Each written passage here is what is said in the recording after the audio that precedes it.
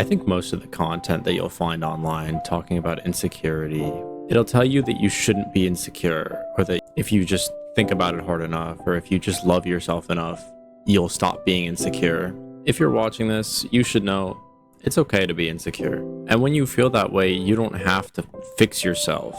Insecurity is part of what makes you a bright, beautiful human being. Insecurity is like a dark spot in a beautiful painting, or a moment of dissonance in an incredible symphony.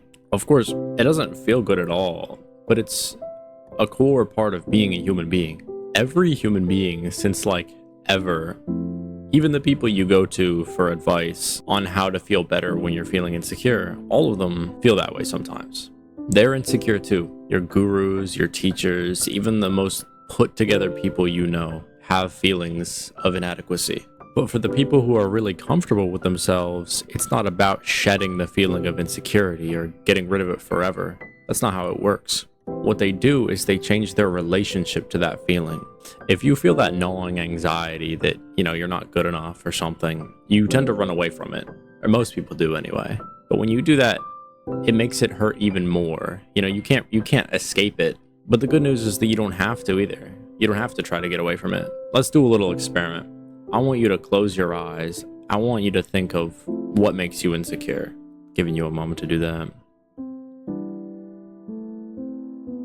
Okay, if you've done it, I want you to just stop thinking for a moment and look at that feeling. Look inside you at what that feels like. Just the feeling of it isn't so bad, is it? It might be uncomfortable, it probably is, but not overwhelmingly. A lot of people will tell you to stop thinking about the things that make you insecure.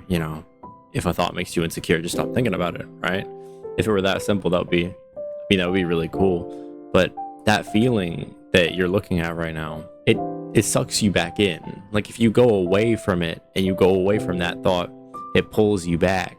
So instead of going away from the feeling, instead of trying to flee from the thoughts and the feelings, you have to go in. You have to go towards them. This might sound crazy, I know, but in my experience at least, it really helps to just pay attention to what you're feeling, because it can't suck you away from whatever your distraction is, right? If it is your distraction. So you focus on that feeling and you take some deep breaths, 3 to 4 very deep breaths, and just do your best to remember. Every human ever has felt this. Peasants, kings, knights, princesses, celebrities, anyone, even the most perfect people you'll ever see, because we as human beings just came programmed with it. But that's what's so cool. That feeling makes you one of us.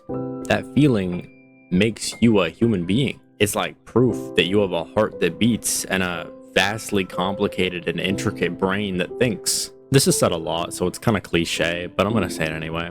The people you see in your life, mostly online, but maybe they're real, that just seem to have everything. They're wealthy, they're popular, they're beautiful, they're this and they're that.